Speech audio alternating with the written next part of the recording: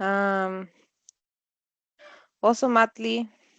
orientation, Cihuatlampa West. The color is black and the region is Xochipilli. The monkey symbolizes, amongst many things, joy, play, innocence. He is that being that is always playing and delighting himself by jumping from branch to branch, generating all types of occurrences. The monkey gives us the ability to use humor and jokes to move on through difficulties. By using spontaneity and the ability to surprise to resolve problems. Due to the monkey's characteristics, there's also an allusion to manual ability and artistic sensitivity. It is a sign that produces musicians, artists, artisans, poets, and all types of people prone to art. It is said that the people born in this sign have facility in any of these disciplines. Ozomahtli also has a sexual component that is very important. There is even talk of the use of this aspect in solving conflicts, especially in relation to women. Historical sources tell us a great sensual component associated with this sign.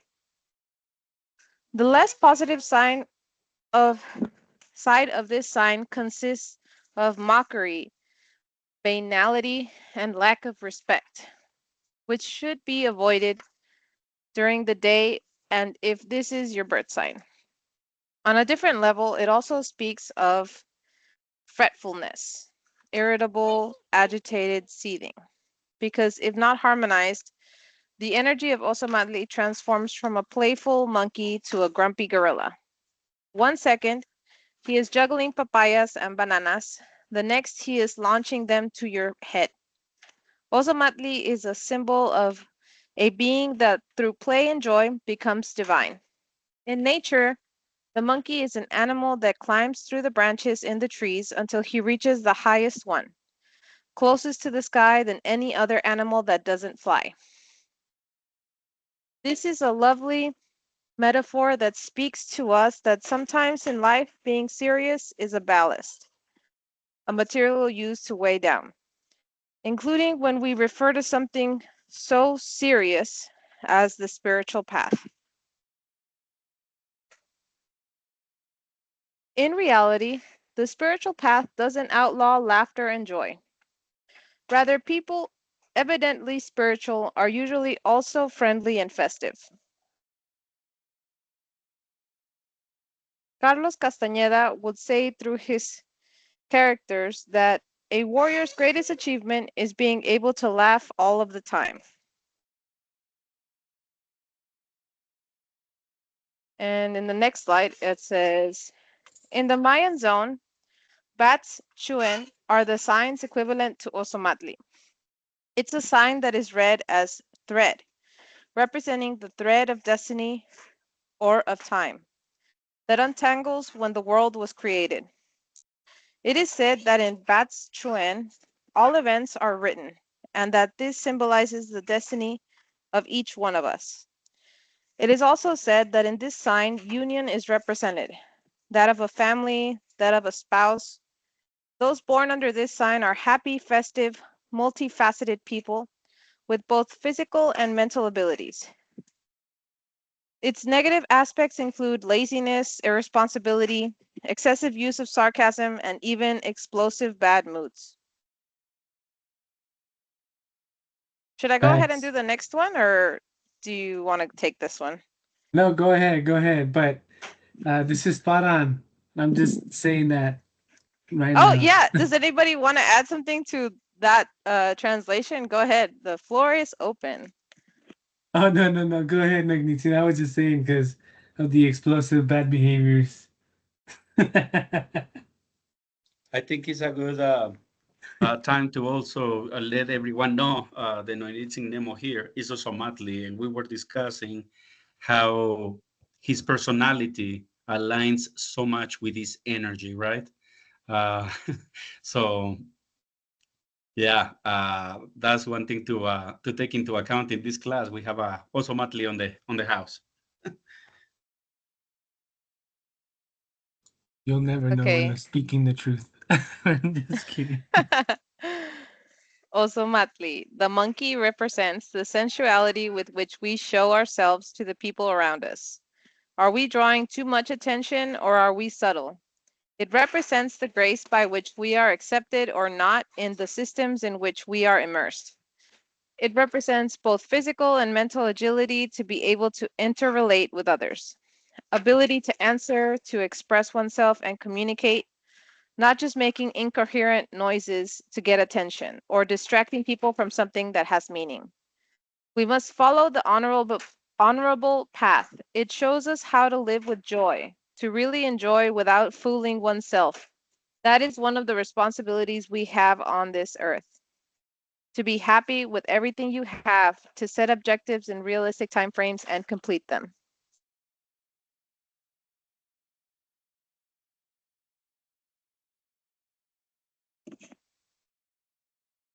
Thank you so much, Nonit Singh, Pilar, for taking us through that.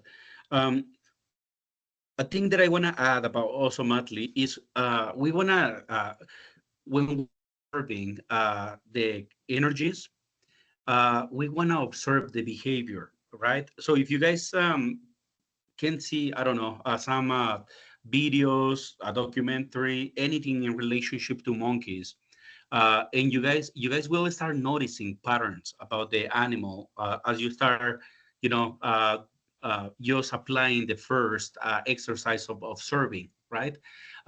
If you just start observing, you will notice how Ozomahtli lives in this tribe-like culture, right? Where they're always helping each other, they're always alerting each other of danger. Uh, they're basically taking care of each other for the most part. I mean, they're also territorial. They have their fights with other clans. Uh, it basically shows a lot about how humans also interact with each other. Uh, as far as um, the energy of Ozomahtli is going to be this energy that is going to be extremely spontaneous, extremely artistic, and that artistic and spontaneity that the energy has, right, allows for us to actually, whenever we tap into it, to be able to create, be able to tap into the creativeness of the monkey. I see that I love gardening, and in my garden, that's basically how I was able to kind of provide this outlet for that creativity, right? And anytime that I'm working on my garden, right, I feel that connection to Ozomahtli, which I think is great. I think all of us should be able to tap into these different uh, traits the Ozomahtli has to our advantage, right? Because we can use these energies in a big way in our day-to-day life. I think that society, modern society anyway, uh, in most jobs basically is doing that to us. It's taking away our creativity. Most jobs are going to be really boring or repetitive, and really not allow for us to be able to figure out, different solutions or things of that nature, unless it's a more complex job, right? But most jobs, for the most part, will basically take away a lot of these abilities that we all have, and it's up to us to make sure that that is not drained from us, and that we basically start tapping into it as much as we can. That's what I wanted to add.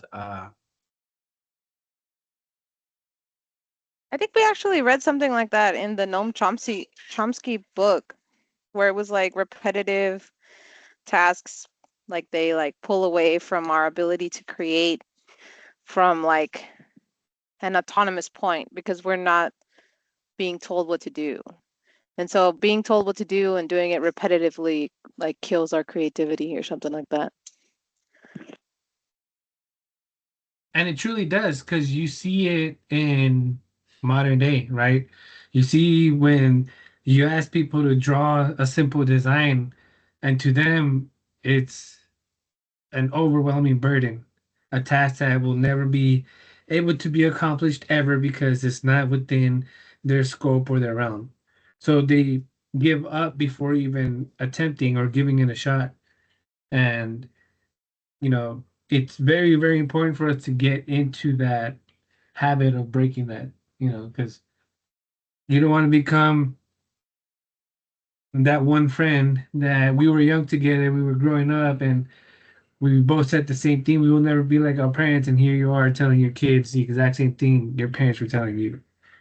And so don't become your parents, right? If you don't want to become them, stay true to your word. Make sure that you're constantly learning and always applying and doing something new every single day. Doesn't matter if it's a quick 5-10 minute thing to learn or if it's something that you need to distribute throughout the week and it takes you 7 to 10 days to accomplish.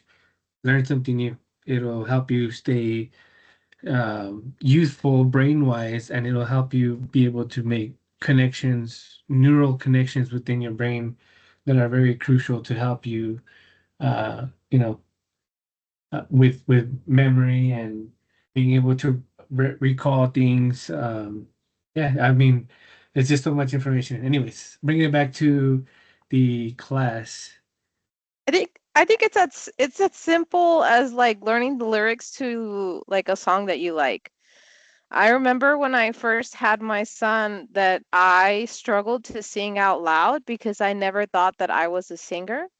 And I was like, I'm singing to a baby, like it doesn't matter if I'm not in tone with what, we believe to be a beautiful voice. Like my son doesn't know any other voice, right? I'm the only one that's going to be singing nursery rhymes to him. And so I memorized nursery rhymes and now he knows them and he asks me for them. And that's one part of, right, of learning something creative. It doesn't have to be difficult, doesn't have to be complex, life changing. You don't become a millionaire from it. It can be a really small thing that means a lot to you or to someone you love.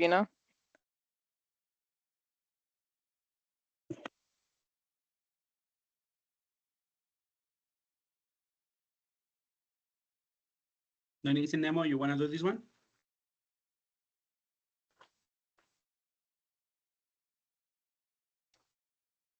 Sorry, pressing the wrong button on my end. Xochipilli, this is the regent or regente of Ozomahtli. This is a complex deity, sacred energy that is associated with maize or maize and vegetation in general, primarily flower and including powerful plants. It speaks to us of visionary states and spiritual ecstasy, as well as fertility, sustenance, and renovation. Another meaning related to Xochipilli is that of the rising sun. His name means flower prince and also symbolizes beauty and the search for pleasure. His association with artistic practices is also very important. He reigns over the sign Ozomahtli of the sequence of days of the 20s or veintenas of Tlaxochimaco and Micahuitotli, Tontli. So essentially,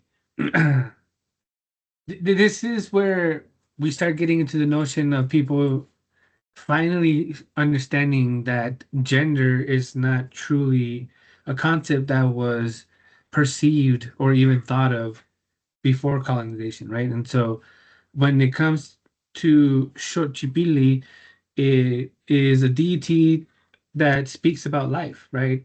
Dance, joy, artistry.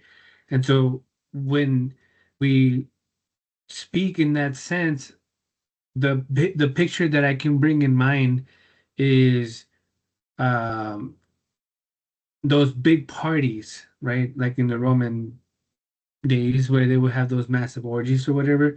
Very similar to that, right? There's there's a sexual energy to that joyfulness, to that artistic side of this deity, and so in that energy is also represented amongst the humans, right? And so this is one of those pictures that I can put um, me, myself, and I. Obviously, there's always more examples out there for people to use, but it's just that overindulgence of happiness, joyfulness, of everything that is just life, right? Being joyful to exist. And in that same sense, the flowers are joyful to exist, right? Because we see their patterns, we see them bloom, we see them. It the problem comes when we stop blooming, right? When we stop thinking about uh, creative ways of doing things or solving problems or even creative ways of just doing mathematical problems or even writing a sentence or a word, right? We see it today in age that there's a big problem with the lack of creativity because you can literally say a sentence and 200 people will give you 200 different answers that as to how they perceive that sentence.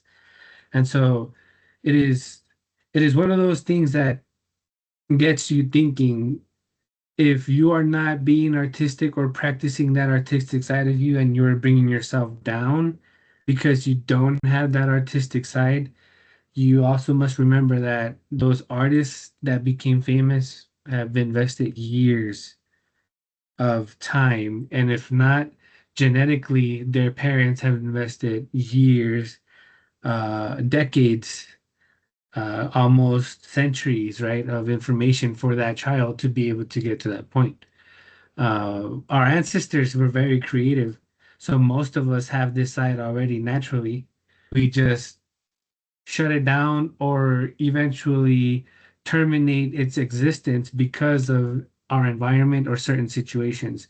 But it has nothing to do with the fact that you still have it within you. You just need to get back into it and start practicing.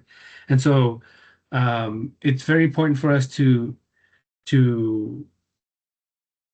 apply those lifestyle changes that we say we are going to do and then practice that discipline to maintain it, right?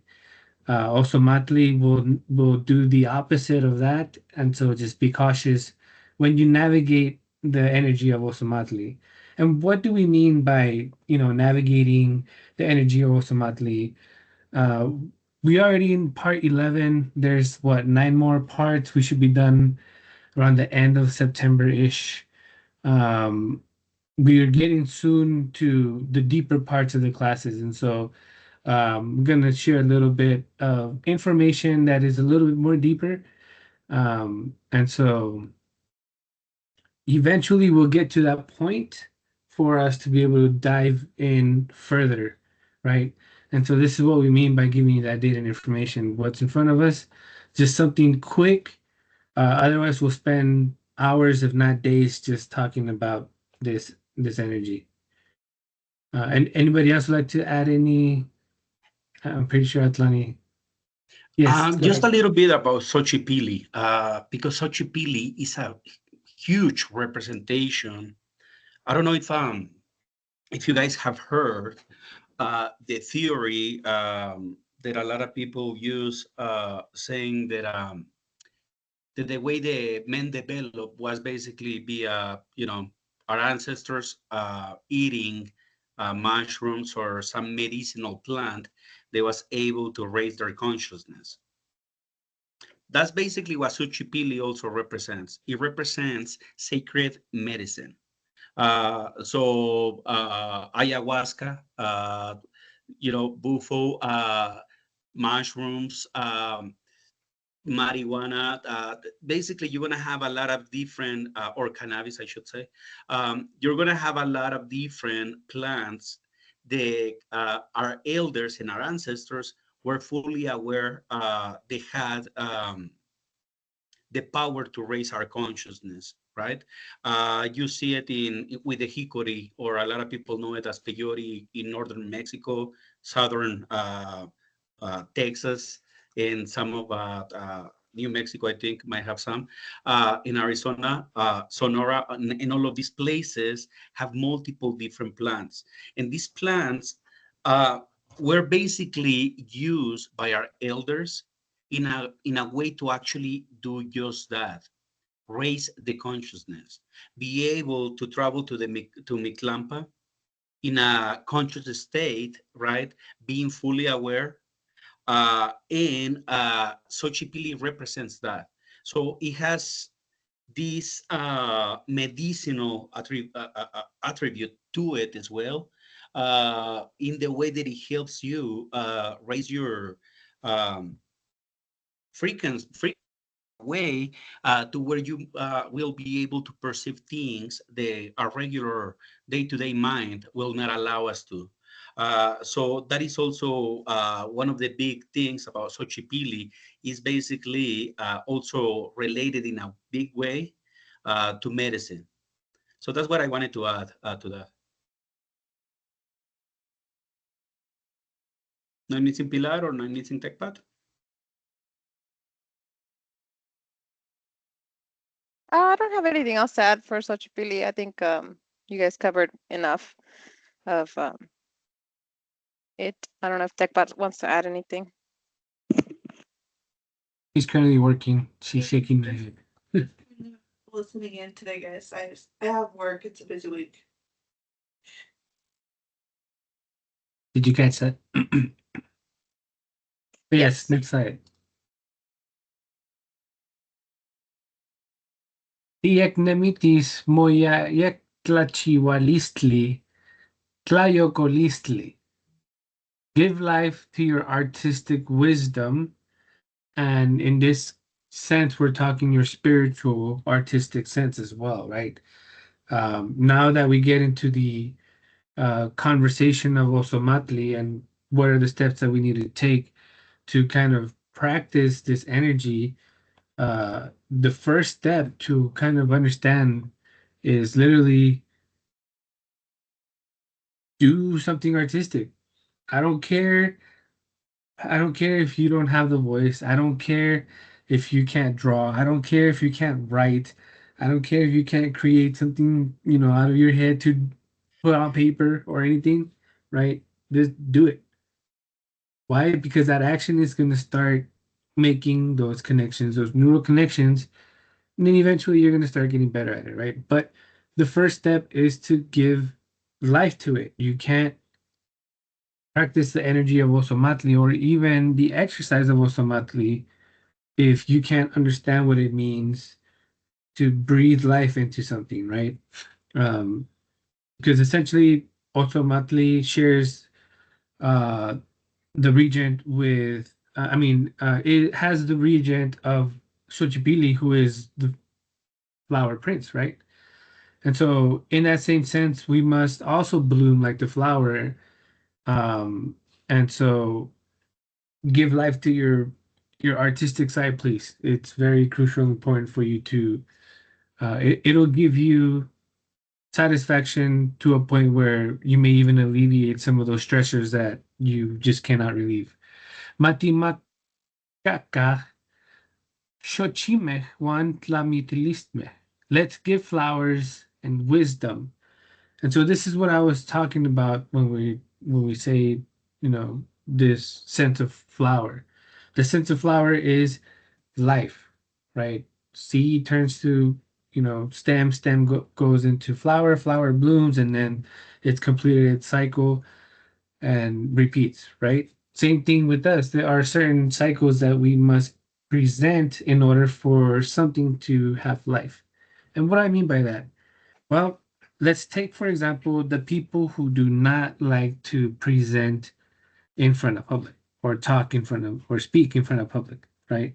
They have this fear towards it. And it's not because you don't have the capacity or the knack to do it. It is because you lack the experience, you lack the exercise, you lack the overall sensation of what it is to speak in public properly. And so we cannot achieve something like speaking in public if we don't speak in public. If we keep ourselves in our room and never speak in public, you'll never accomplish the goal that you set yourself to, right? And so um, put yourself out there. It doesn't have to be in a room full of 10,000 people. It can be in a room full of, family members, or maybe two or three people that you don't know that are having a conversation where you can provide some information and details, and then, work your way up. Or, you know, sign up for those opportunities at work when they need somebody to speak in those meetings. You know, it takes the small little steps and the small little effort for us to be able to make the biggest changes in our lives. And this is one of those things that Ozomahtli is trying to get us to understand, is that um, we may be blocking. No, it's not that we may. We are blocking a lot of our humanity because of the social norms that we currently existing, right? And so um, it brings us into. I mean, we've already heard a lot about Ozomahtli, the energy. We've heard about its regent, right? But what does it mean to put into practice the Ozomahtli energy? Well, it starts with a couple of steps, right? It's going to start with the steps that from the previous exercise, right? Going and taking the journey into Mictlampa and bringing back the gifts from Mictlampa that you requested or that were given to you, right? And so I don't know if Brother Tlani, before I jump into the exercise, if you want to add anything to the previous slide that we were at, or Sister Uh, Pilar.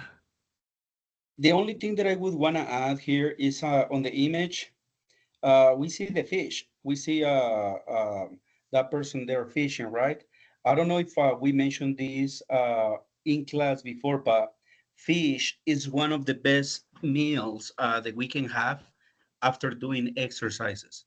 Um, the way that is explained to us by the Temachtiani is fish has this connection with water.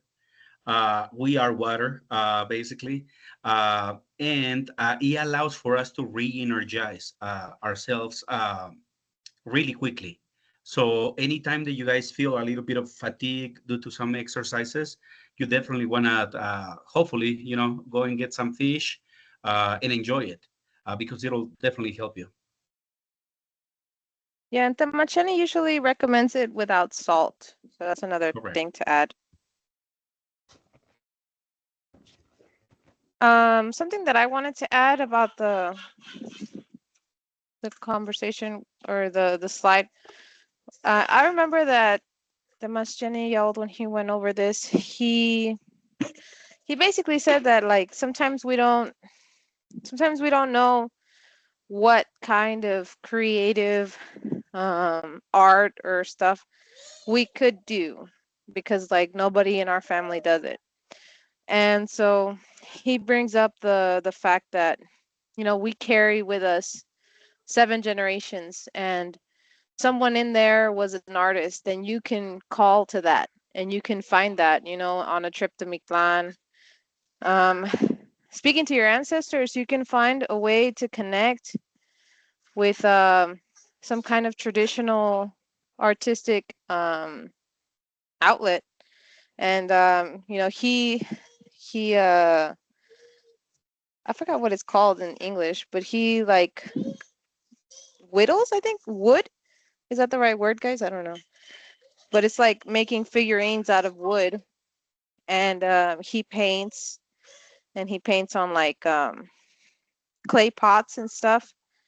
And so we can do, you know, whatever art we feel called to, and that's working the energy. That's it.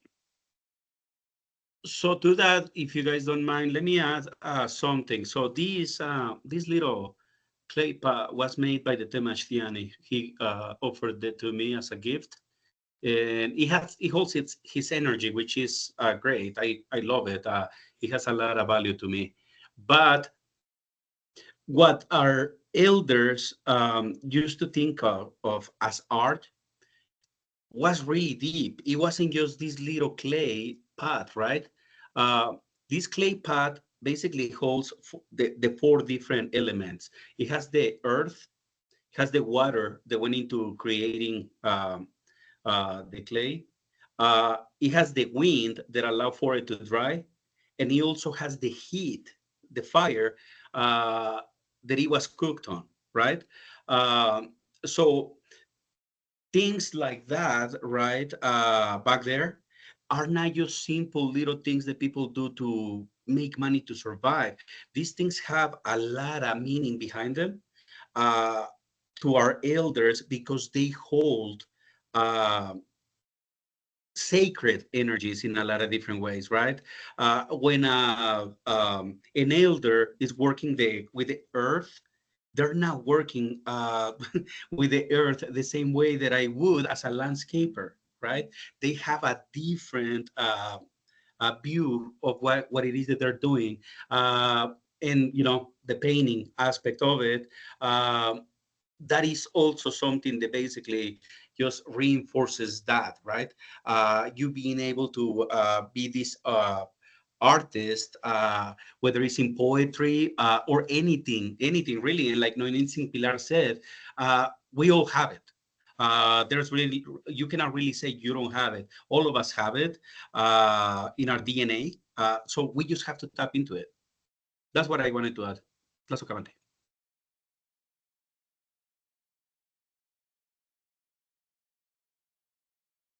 Yaozomahtli. Moving to the next one with the exercise. There we go. Okay, so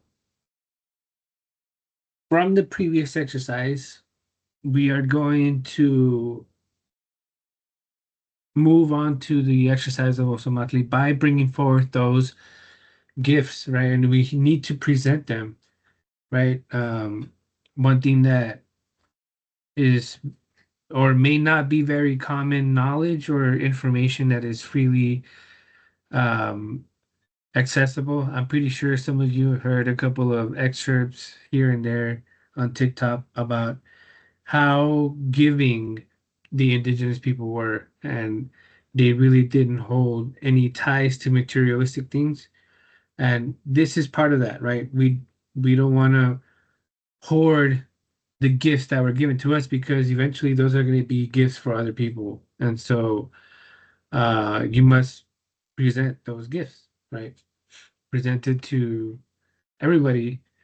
In this exercise on part two, it does say that uh, we need to use 2,000 pesos. 2,000 pesos on July 11th was approximately $113.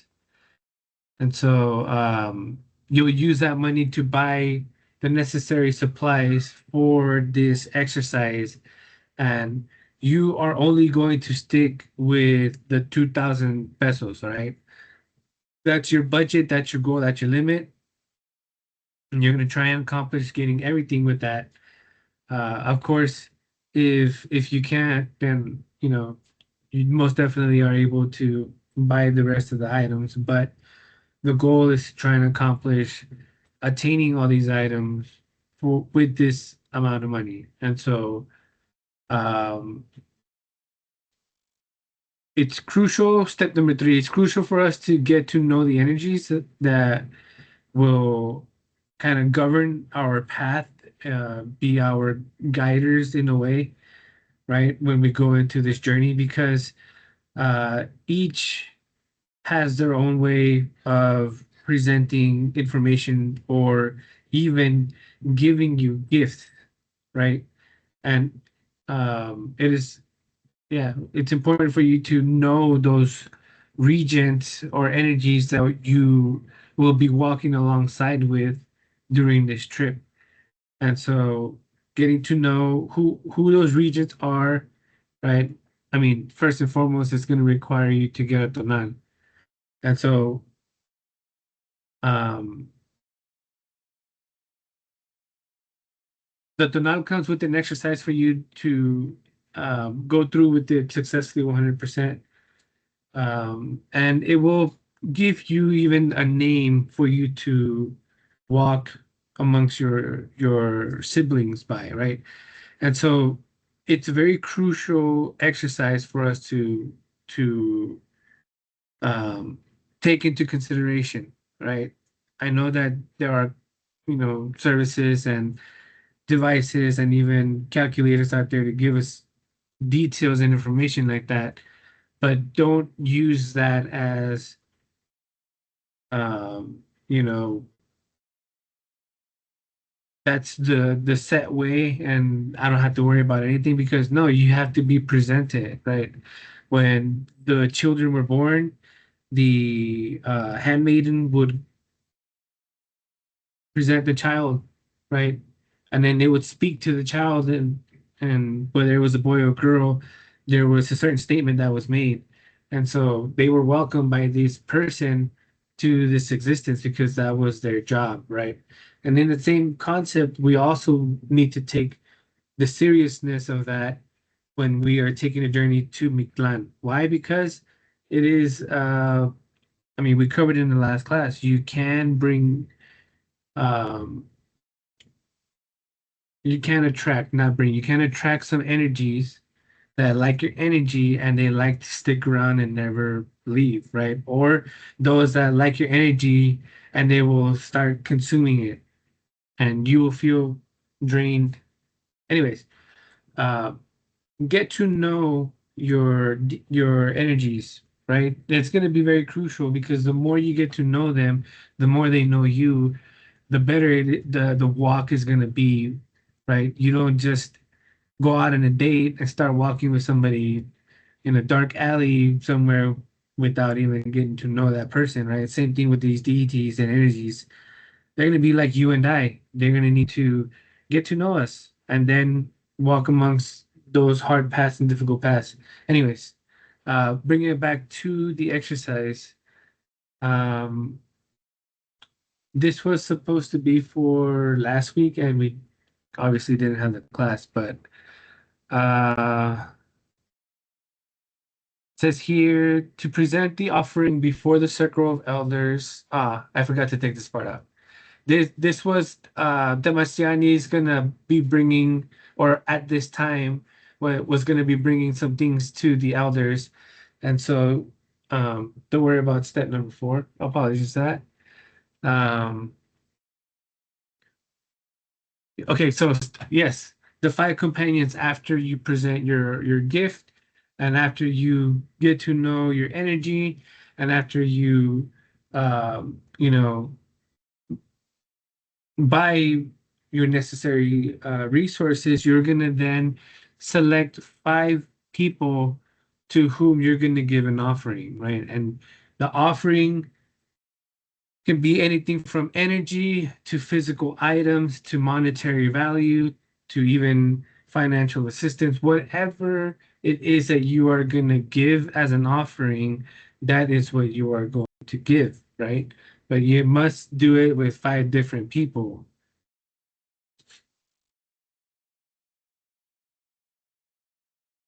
And what was the reason for it being the 5 companions, Atlani or Pilar? Do you know?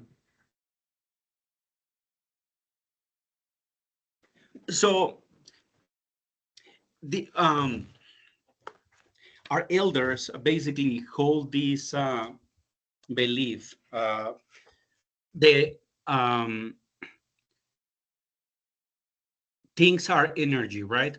So if you go to a particular place, the idea is that you will basically never go to this place, empty-handed. That you will come in with a particular gift, right? Whatever it may be, right? Something really basic, whatever it may be. But you never come without your empty-handed, right? Um, so it is basically that. Is talking about how we need to start developing this skill of being able to give, right? We're so used to always taking, but we have to give. We have to make this energy flow, right? If you're only taking, that energy is gonna get stuck with you, and eventually it's gonna generate problems, get you sick, give you these ideas that materialistic things are, the best thing to happen in life, greed, things like that. So the idea is essentially to offer something. So the exercise is basically just telling you that to try and offer something to five different people, right? It can be as simple as a compliment, right? Hey, you look great with that shirt, right? You look amazing with a new haircut. Remember, our words are also that medicine, right? So giving a compliment is also that gift. Whenever we talk to somebody, even if we're talking to them in a nice, way, you will notice how you change their moment, right? So if you basically send in the morning a message to somebody saying, "Good morning, you're important to me," that right there, that is your offering to that person. You basically just let them know how important they are to you, and that's your offering, right? And like you said, it could also be material, as far as financial, a flower, an item. Uh, I like giving away little items that I especially like, because it makes it that much harder for me to give them away. But at the same time, the exercise becomes more stable, more profound to me, right? So giving something as simple as a verbal compliment, that's it. So yeah, that's what I would say about that.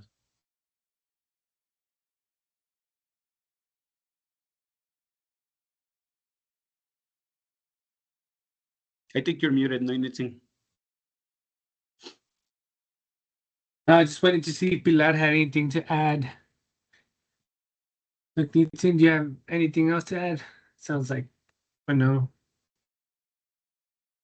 Sorry, I need a couple minutes. Roger that. Okay, so moving on to step 6, you're going to choose an art, and from this point forward, when you make that selection until the end of what remains in this cycle, you will perform that art, right? As often as you possibly can, daily, preferably, right? Because you want to accomplish your object, or you want to accomplish your objective. You want to accomplish your objective or your goal that you have set in order to be that, I don't know, that next step of getting to a serious artist or a serious performer, or I don't know, whatever it may be. Or it could just be something to help you de-stress. It's important for you just to get started, right? And I'm redundant with that, but that's the most crucial part, is just get started, and you'll see the from that point forward everything else just falls into place. And then step number 7 is a reflection step, right? What is your role in the Kalpuli? What do you offer or bring to the group of people whom you've decided to become a community with, right? And so when we get to the point of becoming a Kalpuli, we will start working as a community, and you'll start understanding what I mean by role, right? A role can be, you don't have to be a senior leader, right? It can be a role as the person who gets the bus stop signs in the morning and walks out to stop traffic for kids. Or it can be even simpler than that, right? Giving somebody a cup of water inside your house, or a can of beverage, or whatever beverage you all drink. And so um, every person has a role. It doesn't matter, you know, how big or small that role is. It's crucial and important because uh, it keeps the system, and well, not the system, it keeps the community going, right? It helps people stay creative and active.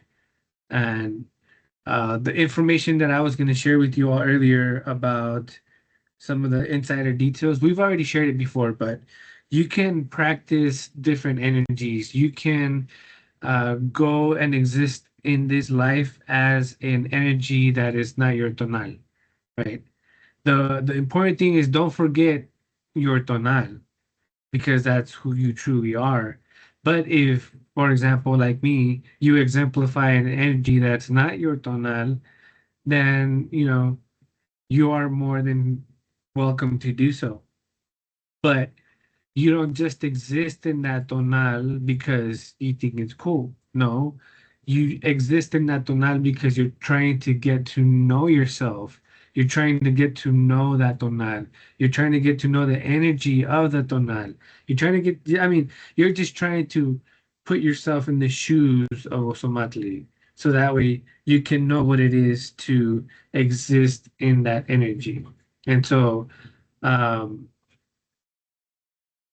when we get to that point, what is your role? And so when I was talking about, we're getting closer to the end of the lectures, I mean the classes, we'll start getting more into the serious details of and data and information. This is what we're talking about. This is some of the information that I will be translating to English for us to have, and um, we'll be able to navigate this information, right? We'll be able to uh, go through people's birth dates and say what 13 days or trecenas they belong to, right? And what their regent or a companion is going to be, right? Same thing with the days.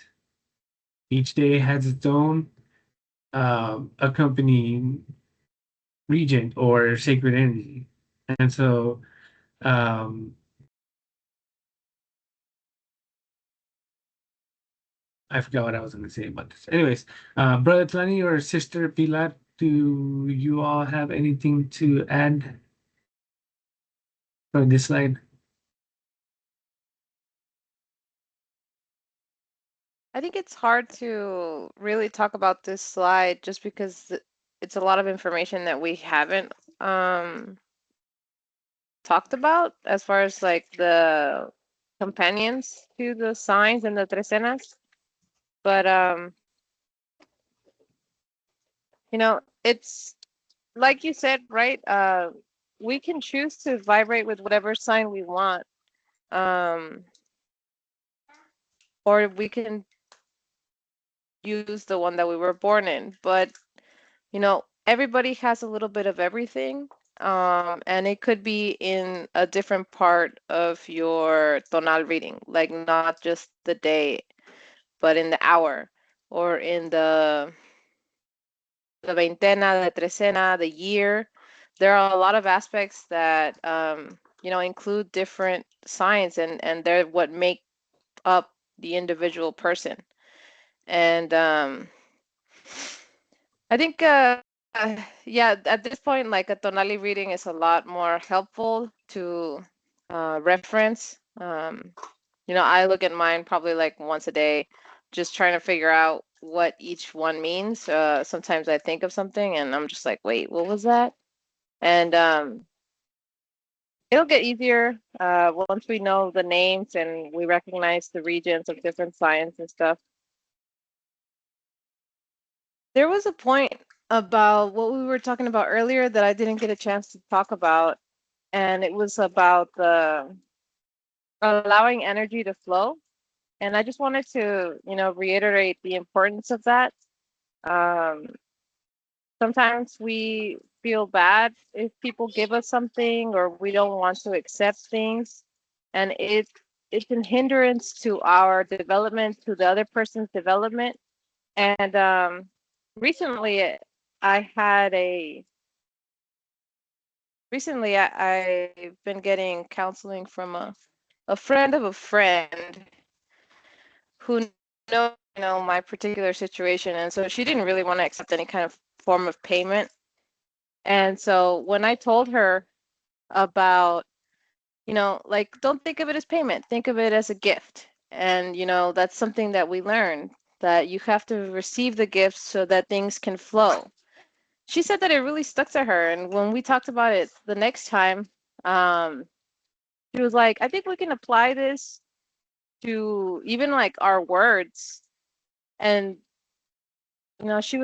she basically reiterated the Temashani's classes to me, even though she doesn't even know, who he is. And I think that it's really impactful when you can see it, the world that way, what you put out, how you talk to people, how you interact with others. Um, you know, you want it to be flowers, right? You want it to be beautiful. You want it to be positive. You want it to be coming from a place of love. And it's important because that's how you get it back to you. That's how you change the the course of your life, especially coming from like very negative experience of life, right? Like coming from a place of abuse and stuff like that. You have to change the way that you output energy so that you can start receiving different forms of energy. Um, yeah, and that's all I wanted to add. Thank you. Tlazokamati, no Nitzin. Another thing that I would want to add is about what is your place in the Kalpuli, right?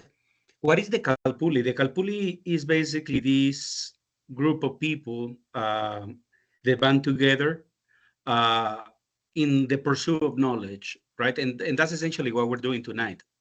We're basically discussing information and knowledge. So in a way, this is a small Kalpuli, right? We're basically sharing information. And when you guys share information with us, it also helps a lot, right? Because it allows for us to try and decipher what is going on with I don't know, a dream that you might have shared or anything like that. So everybody learns in a Kalpuli. And what is your purpose within a Kalpuli? Well, at the end of the day, the real purpose is that all of us are going to end up being leaders of a Kalpuli eventually. That's the idea. The knowledge that all of us are getting is going to be so vast. It's essentially that information that has been passed down generation by generation. And we essentially are responsible for making sure that this information and knowledge is passed down properly and as accurate as possible, right? Uh, so how are you going to be able to do that? How are you going to be able to be part of a Kalpuli where you can basically provide information and also take that information, right? That give and take, that flow of energy, right? That flow of knowledge. And at the end of the day, that flow of knowledge doesn't end on you just getting the knowledge. You also have to pass it on to other people. So that's what I wanted to touch on a little bit about the previous slide. On this slide, there's so much information. I mean, this anointing Nemo is right. I mean, it would take us days, I think, to try and explain this page alone, just because each one of the signs contains so much information, right? I mean, right now we're talking about Ozomahtli, and you guys have seen how long it's taken so far just to discuss Ozomahtli or, Sipakli going back. So each one of those lines that we're seeing there is essentially it holds a lot of information within it that we are basically gonna start digging into. So yeah, Tlazokamati no Nemo.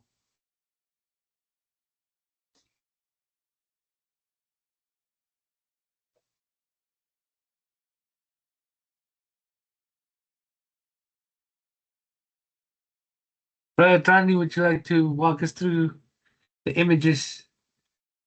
El Tecolot. Yes. Okay. So we have two images here, the Tecolot and the Wegwe Coyote. Um, Tecolot, that basically is the owl. Okay, the owl has a huge connotation of knowledge. is a night bird. Is going to be one of the um, birds or the 13 birds, voladores, volátiles. It basically represents knowledge. And when he's right there, if you guys notice, he's basically sitting in Cali, right? Is basically talking to us about the knowledge that we have within us. Um, as far as what it represents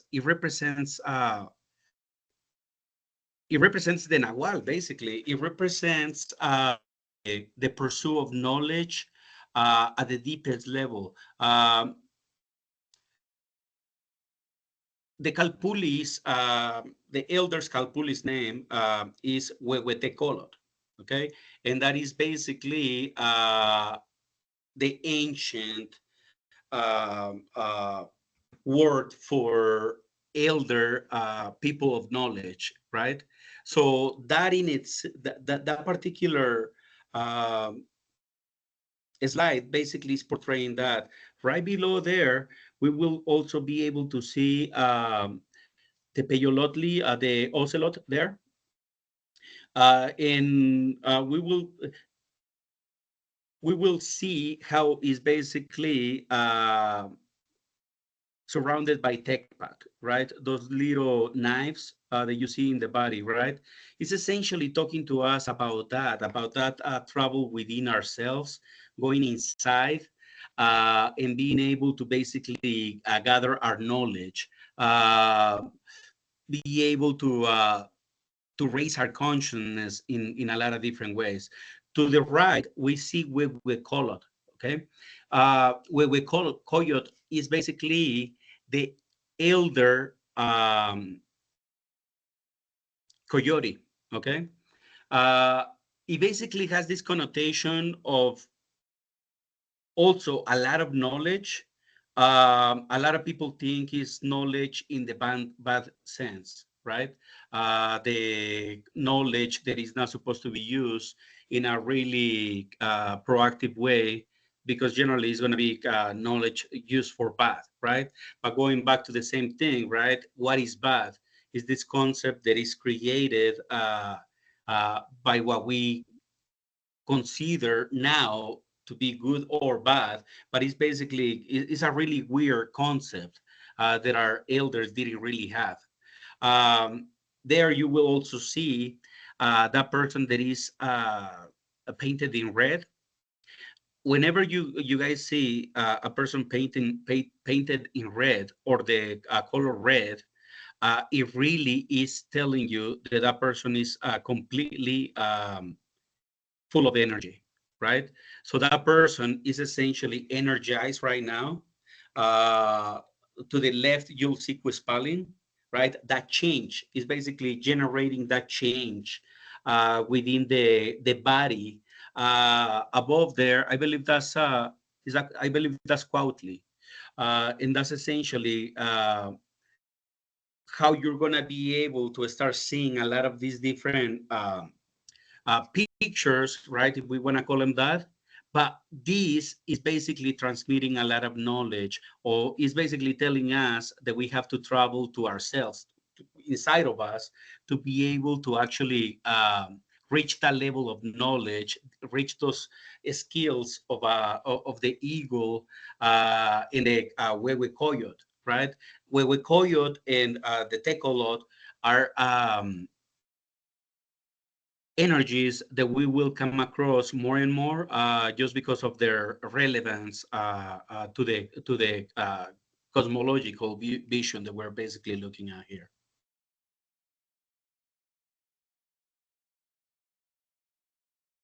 Anything, Nemo?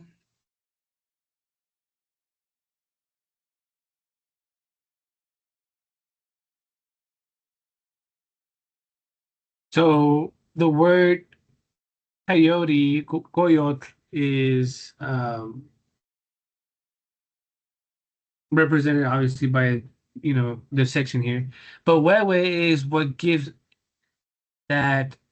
It's that what's the grammatical terminology that they use to add something to accentuate the word. Anyways, um, you put this in front of a word, right? The wewe part to give it that ancient or old, older and wiser being, right? You could use this for the goyot, or uh, you could also use it for Huehuetecolot, which is the ancient or the grandfather, right? Also known as the grandfather. So just a couple of Nahuatl tips The and understanding. Huehuetlatoni too. Yes, Huehuetlatoni, Huehue, the ancient one, the one who holds knowledge, the book of knowledge as well. But yes, ancient word, Huehuetlatoli. Oh,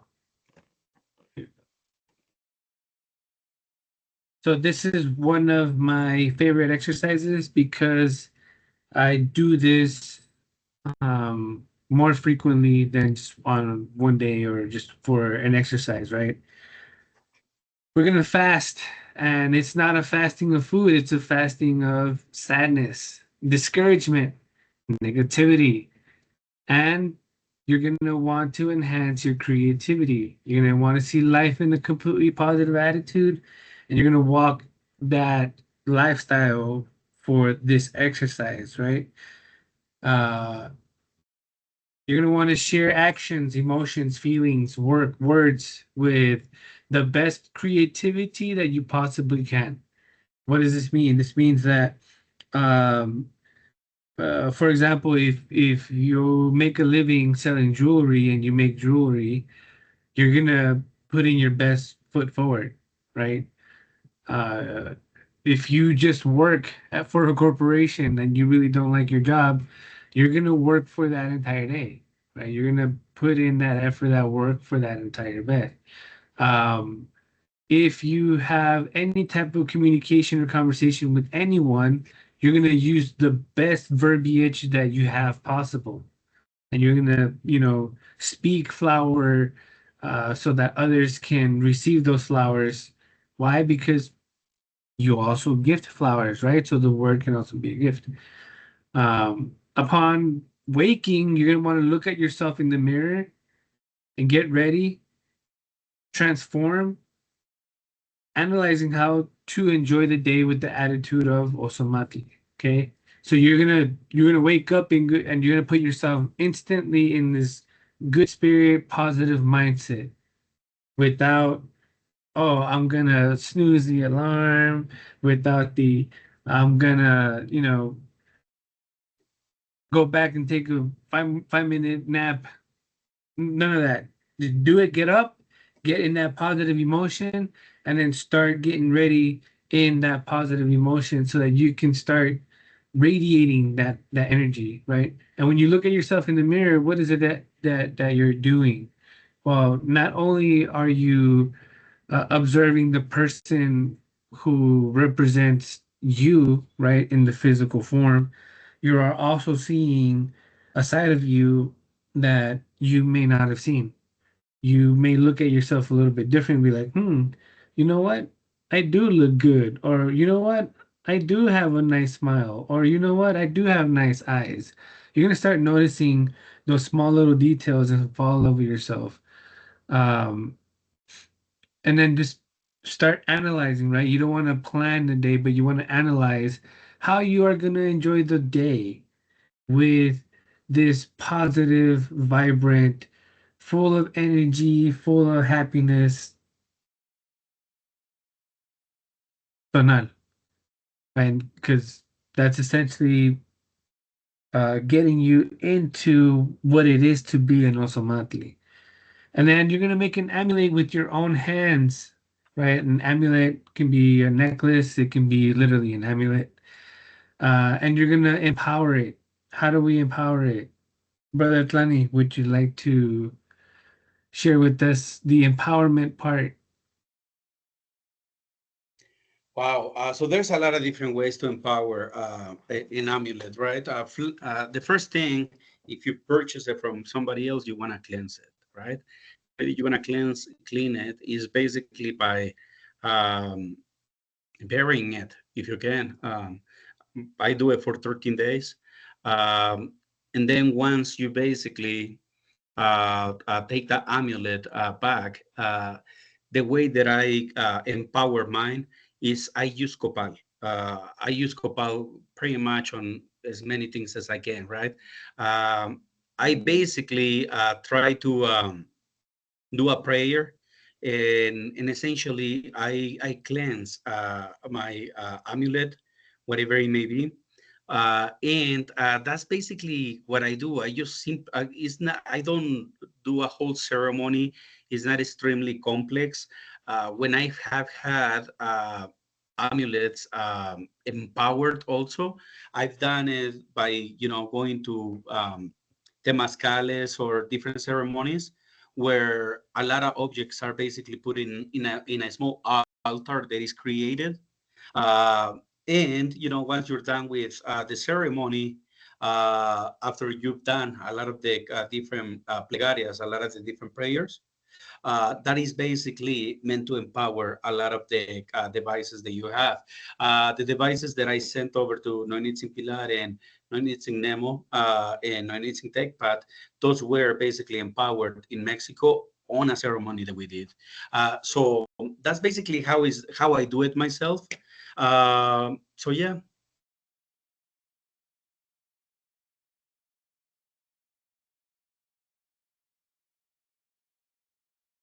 Yeah, empowering objects is definitely a skill to practice because you're gonna see the level of seriousness that you'll be participating in empowerment of one of your devices the second time. And that second time, you're probably going to do it a little more serious and you're going to actually invest the time to actually memorize the plegarias or prayers to properly cleanse out your items, right? But without experience, we can't get to that point. The most crucial thing, obviously, and I tell you all every single time we talk about exercises, is protection, right? Protect yourselves, make sure that you are able to keep majority of your energy when you're done, so that way you don't feel exhausted to the point that you can't enjoy the rest of the day. All right, so at the end of the day or throughout the day, right, you want to draw or write the anecdotes of that day. And this was something that was done, but with pictographs. And so what you want to do is just recap that day. And you may even come to find out that there was more positive in your life because you were walking in this energy. And it wouldn't hurt to try walking in this energy for 13 years, right? Um, or, I mean, anyways, it's just very important, right? We've talked about it before where you wake up from a dream, it's important to write it down because there's a message in those dreams, right? That message given specifically to you. And when you forget those dreams or you don't remember them, that message and that gift goes with it too, right? So uh, do your best to have a journal beside your bed so that when you wake up, you can write down your dreams.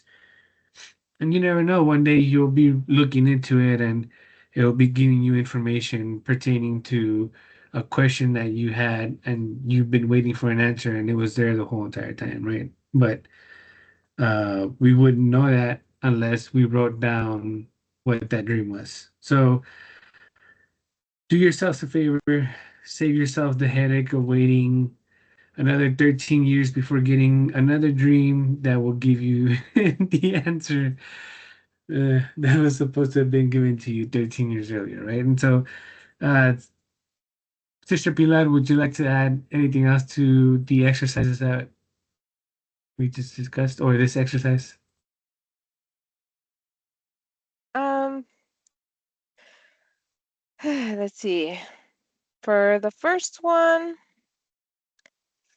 I think that it's definitely a difficult exercise coming from, my personal experiences growing up here in the United States, to fast from an emotion that's so common and perpetuated. Like, people, they don't feel any kind of way saying, that they hate their life, or that they hate their job, or that they hate somebody, or they hate a situation, they hate climate change. There's so much negativity, and personally a really hard exercise to perform the fast, right? From sadness, from discouragement, negativity.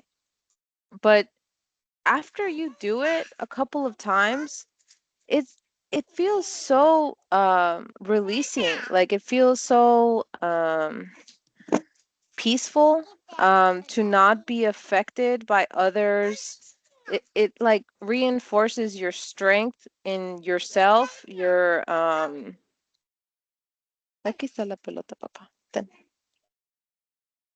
It reinforces the ability of being able to control what you want to affect you um throughout the day. Because, I mean, I have a kid, I have a 2-year-old, and sometimes there are some things that I get really sad about, like, what if he breaks something that I really cared about? And, like, I have to fast. I've decided to fast from that because he picks up on it, like, he picks up on every little change in emotion, every little slight change in tone, and I don't want to negatively affect him, you know? That object, that thing, whatever it was, it doesn't matter.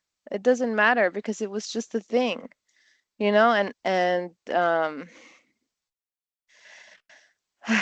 for the second one, it says share actions, emotions, feelings, work, words with the best creativity. I think that it's really difficult sometimes to even speak out loud, at least in my personal experience. Speaking out loud in this context right now, in this class, it was not something that I ever saw myself being capable of. Not even, like, I don't know, 4 or 5 months ago. Tickle, tickle, tickle. And I think that, like Nemo said earlier, it's the small steps, talking to a small amount of people out loud, getting the practice in, it makes it easier. And for the third exercise, upon waking, look at yourself in the mirror and get ready. Transform, analyze how to enjoy the day and the attitude of Ozomahtli. I find that the best thing that I can do to perform this exercise, to take care of myself. Something that my counselor told me is if you love on yourself, then you are more capable of loving on others. And so I make sure to, wash my face, comb my hair out, redo my braids, whatever it is that I need to feel like I'm more me, like I'm more comfortable in the skin that I possess on this earth. It's enough to change my whole attitude for the rest of the day. And it's definitely something that I've been doing a lot more frequently. I've been depressed before. I've been hospitalized for it. I have never had this kind of experience of, like, actually enjoying life for this long ever in my life. And it's freaking amazing, considering, coming from a place of them telling me that I needed to take medications to even survive. And let's see, number 4, the make an amulet with your own hands. Um,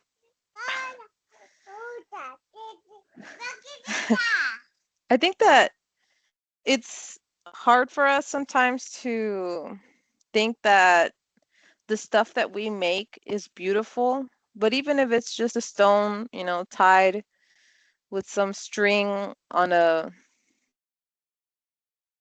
shoelace, it it can be something that's ours and nobody else has.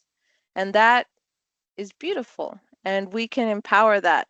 And we hold it, every time you feel an emotion, every time you feel like you need to push something out of you to be okay, you can hold on to the amulet, whatever you make.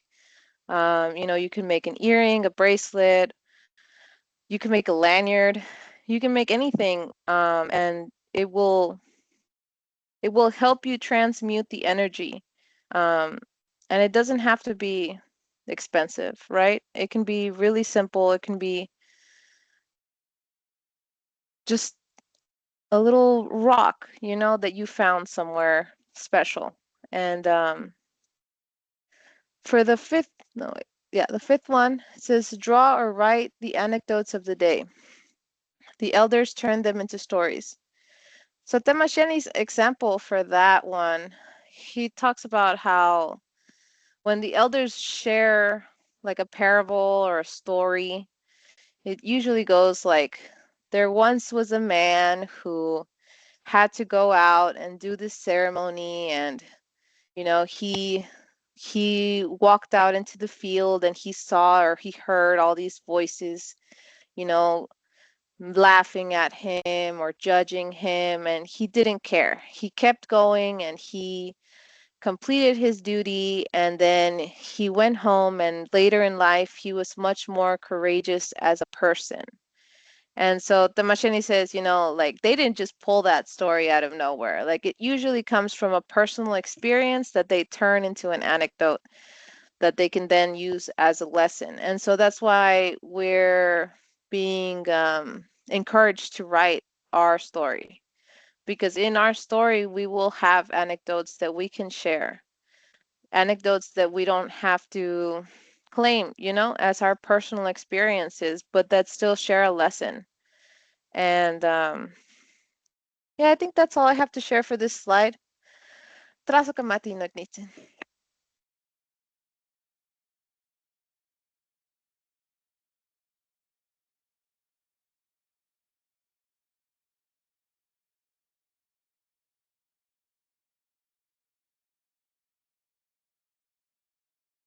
Anybody want to take over? I'll do it. Connection with Xochipilli. Power plants can be used. Power plants really is more like medicinal plants. Again, things that are gonna enhance your perception, things that are gonna enhance uh, your different skills and awareness in a way that you're gonna be able to establish connections with different things, right? Fast from food, one tortilla. Analyze what we have achieved so far. What options do I have to be a better energetic being? Newa niteotzin Xochipilli. Okay, so I don't know if you guys have seen this image, but this image is really common. I was lucky enough to see it in person. This image, when you look at it, you will find that it has a lot of different plants all over. I believe that in the back it has hickory. So it basically has a lot of different medicinal plants that actually alter the body. So again, it's going back to the same point that I was making earlier, where Xochipilli allows for us, via the use of certain medicinal plants, to raise our awareness in a way to connect with our own spirituality. Again, all of us basically get to create our own path and create our own truth, right? What has happened to me when I'm doing the exercises is not necessarily the same thing that is going to happen to any of you, right? Or vice versa, for that matter. You may have an amazing experience working with Xochipilli that I might not be able to reach, or somebody else might not be able to reach. The uh, idea here is essentially to be able to raise our consciousness in a way that we're basically leaving the day-to-day behind. Uh, the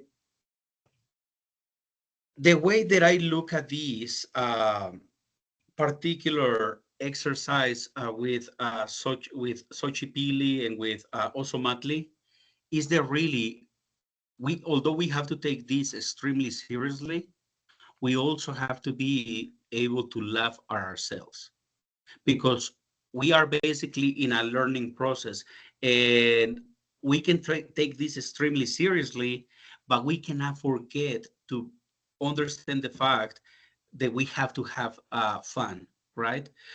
We have to enjoy life. That's the reason why we're not gonna be sad nor depressed. That's the reason why we're basically proactively being happy. It's basically a choice. If you go online and you start, looking at the news, looking at, people's points of views, whatever it is that they're trying to push on other people, you will find a lot of negativity, right? So you want to protect yourself from that type of uh, environment as well. You don't want to be exposing yourself to things that you know are going to basically be a drain on your energy. You want to protect your energy as much as you can. Uh, so I would say that that is extremely important to be able to keep in mind that we have to be laughing at ourselves. I mean, life is supposed to be fun, so we cannot take it uh, extremely seriously. We got to be able to have fun, and I think the connection with Xochipilli allows for us to be able to do that, to be able to find the harmony, find the balance uh, that we are missing without knowing a lot of times that we're missing it. So yeah, that's what I wanted to, what I would say about this particular exercise. Uh, what options are there to make us better beings, right? Continue to learn. Basically, instill in our minds this idea that life is this path of learning on which we are going to be lucky if we are fully conscious when we're dying, so that we can learn from our own death, right? Even at the point of death, we want to be learning. So that's, yeah, no Nemo or no Pilar.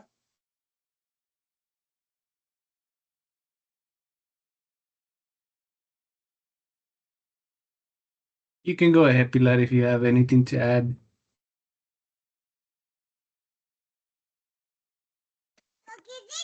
I don't think I have anything to add for Xochipilli. Power plants. My son wants me to play music. Um, yes, son. Okay. Uh, what was the translation for Newa ni Teotzin Xochipilli? I don't think it's there. Negwani Teotzin, you are sacred energy. Xochipilli is basically that, Xochipilli, the energy. Oh, okay.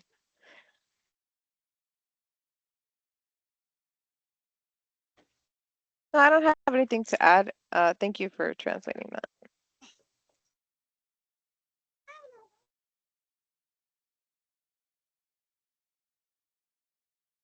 Alrighty.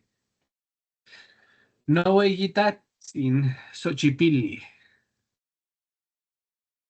Nimitztlasoka machitlia, lilia, nochitlantinechmaka, guantlanamo. I thank you deeply for all that you give me and what you do not give me. Nimo, nimok noteca shinechmaka noyorchipawalis, ken aketsamani chipawak. I beg you to give me my life with pure essence like immovable water. Nimokalaktia ni nochipa nikilnama nikilnamikis ninemis ken tinech yekanas. I commit to always remember to live as you guide me. So this is a little plegaria prayer that you can use to essentially make a commitment to either change or to, I mean, whatever it can be, right? It can be a goal and objective, but I'm going to use change in this instance, right? It's going to be a commitment to change, right? A lifestyle change. And in order for us to make the connection with the energies, well, what do? We talk to them, right? We want to open up. Hey, I thank you for all that you have given me and for what you have not given me. We must understand that duality, right? We must start living in that duality. You must be grateful for the things that you are given or that you have, but you also must be grateful for what is not given, because you never know. The moment it's given to you, you end up just forgetting everything that you were trying to accomplish, and then you become a horrible human being. I mean, I'm just going at the extreme cases here, right? But uh, it's it's important for us to be grateful, right? Because when it is given, that is a very important lesson for us to learn, whether it was through a gift or because you were able to save up and acquire it, whatever case, right?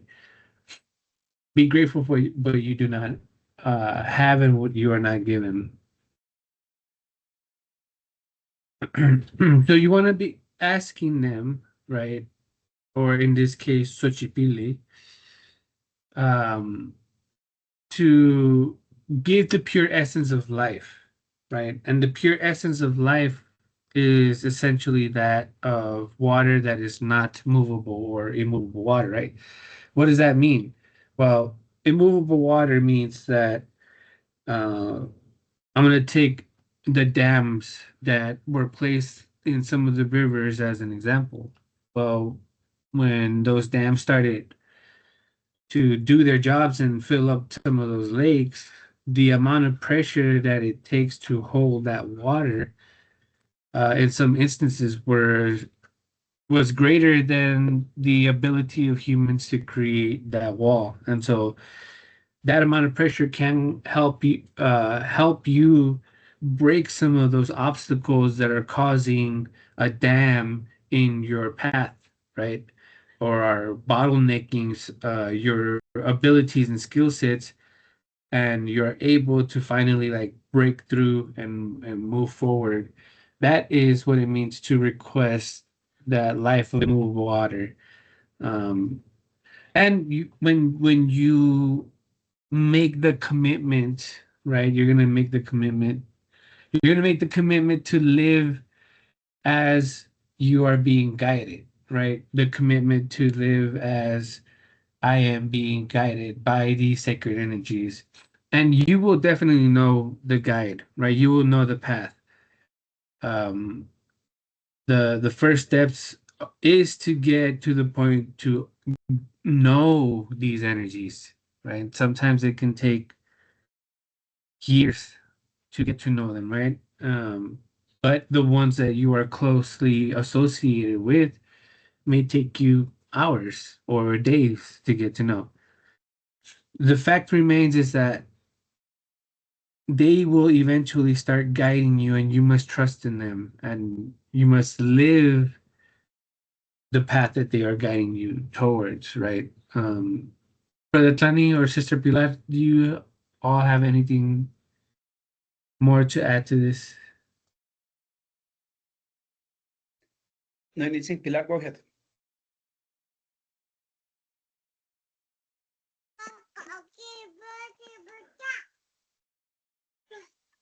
I think that I think that the only thing that I have to add is about the being grateful for things that we haven't received.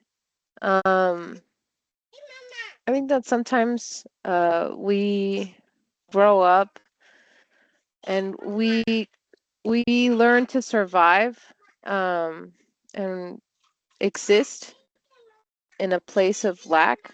of like needing things, of not having enough, of lacking love, lacking money, lacking time, being constantly rushed.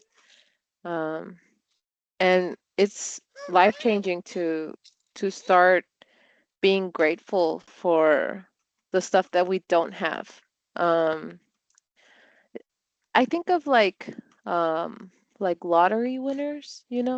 Sometimes when people win the lottery, they end up right back where they were because they don't know what to do with the amount of money that they receive. And so if I could think about that in my in my life, like maybe that's why, we didn't have as much love, we didn't have as much time or money because we wouldn't have known how to survive with it. And we weren't ready for it yet. We wouldn't have been able to be grateful for it. Or we wouldn't have been able to enjoy it. And yeah, I think it's really, really life changing to start being grateful for the opportunity to to experience it. Um, that's all that I have to add. Tasakamati. So let me add just something really quick, if you guys don't mind. There's on the second paragraph there, you'll see the word aketsamani. Okay, that word is really, really, really important and extremely philosophical. The movable water. Okay, that really doesn't make a lot of sense to us. Uh, when we just read it like that, right? However, what it really translates to uh, is basically telling us that we gotta be kind of like this water. I don't know if you guys, whenever you guys observe a river that has a lot of current, is really, really calm on top, right? But at the bottom, it has all kinds of different currents happening. People say that it's dangerous to swim in this river, right? Uh, Aketsamani really refers to the surface of the water being calm, right?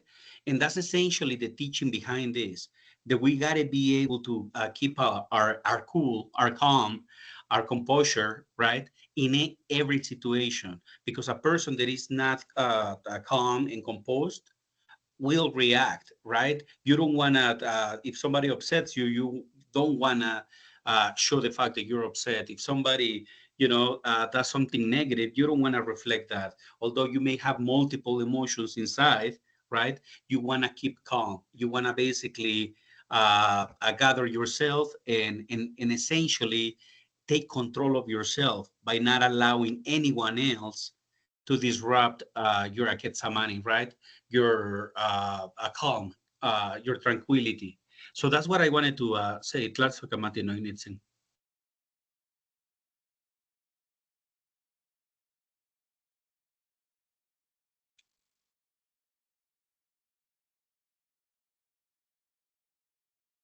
No, I didn't know it was explained on the next slide. I'm sorry. No, no. So that's basically what it is. It's an Yeah. extremely profound concept, right? Uh, but it's basically explained with one word. Go ahead, Noinitzin, please. You already did all the. Anyways, yes, I get some money, immovable water.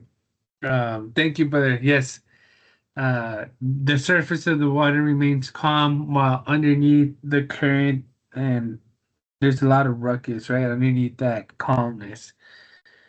And what a better way to explain that than the humans that exist today, right? We all walk around, we're showing a mask, we're showing a face.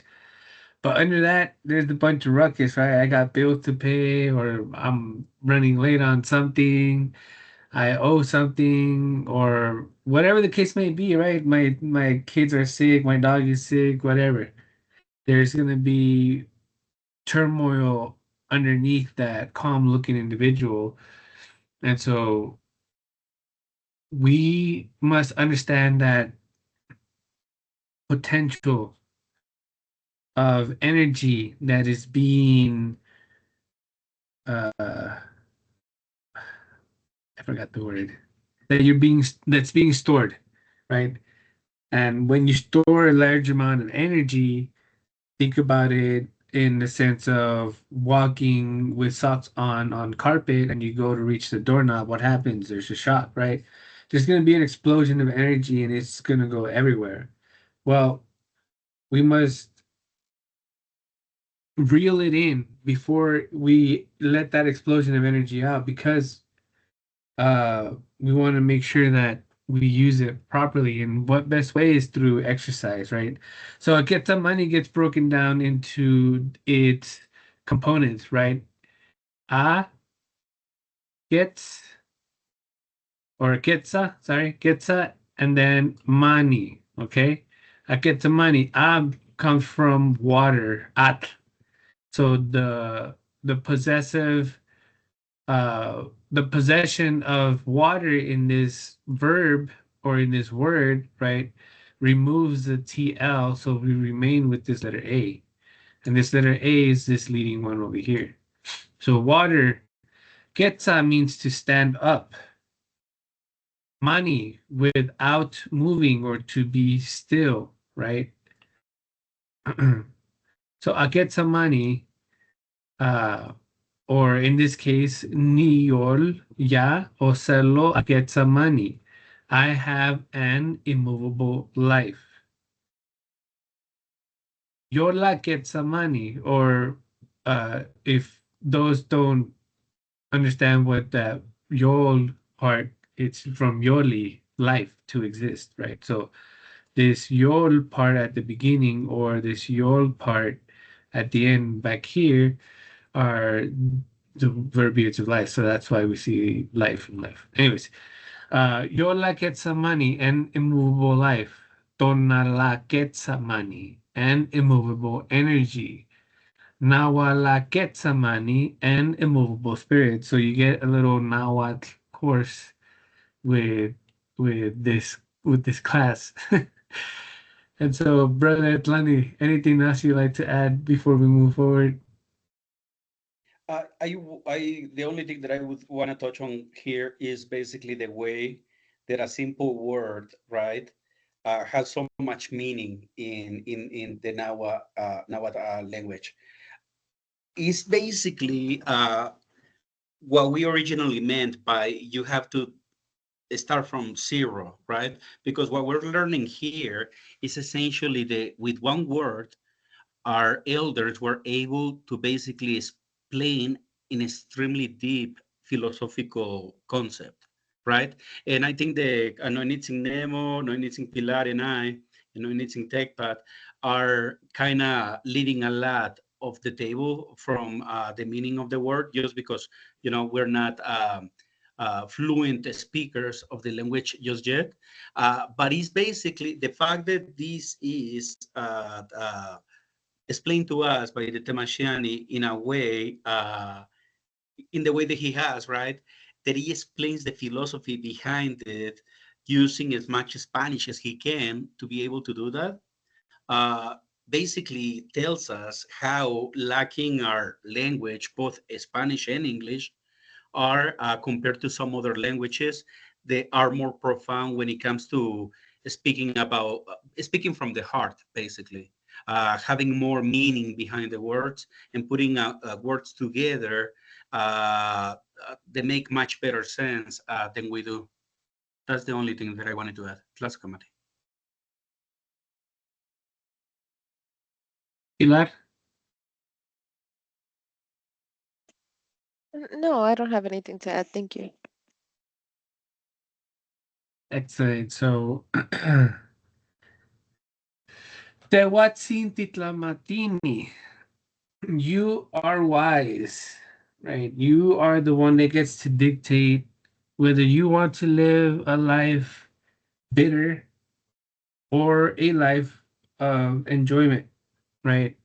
We are wise to choose whether we want to be happy or angry. And so, um, it's, I mean, how else can we put it? It's your choice. It's your choice to decide whether you want to be happier or not, right? When you're angry, it's your choice to remain angry or to get out of it. If you don't know how to get out of it, then that's a different story, right? Then you really don't have a choice but to remain angry. You have to learn how to get out of it. How do you get out of angry, tense situations? There's a plethora of ways. Sister Pilar, would you be able to provide us a way that you get yourself out of like the most extreme emotional anger? How you can snap yourself out of that? Something that I've been doing recently is telling myself it's not worth the energy. If something or someone gets me angry, I tend to recognize the emotion. I feel like that's the first step is to recognize that you have been affected by whatever it was and, you know, talking to yourself and telling yourself that it's not worth it. It's not worth bringing your vibration down to anger when it doesn't do anything. You're not going to get anything out of being angry. um it's it's not healthy. It's not the best way to live in the ashkan wanikan, right? And to live in the here and the now. Angry is it's a waste. It's sad. It's not what we want. It's not what I want for my life. And so that after a little pep talk to myself, that's how I get out of being angry. Um, just in my personal experience.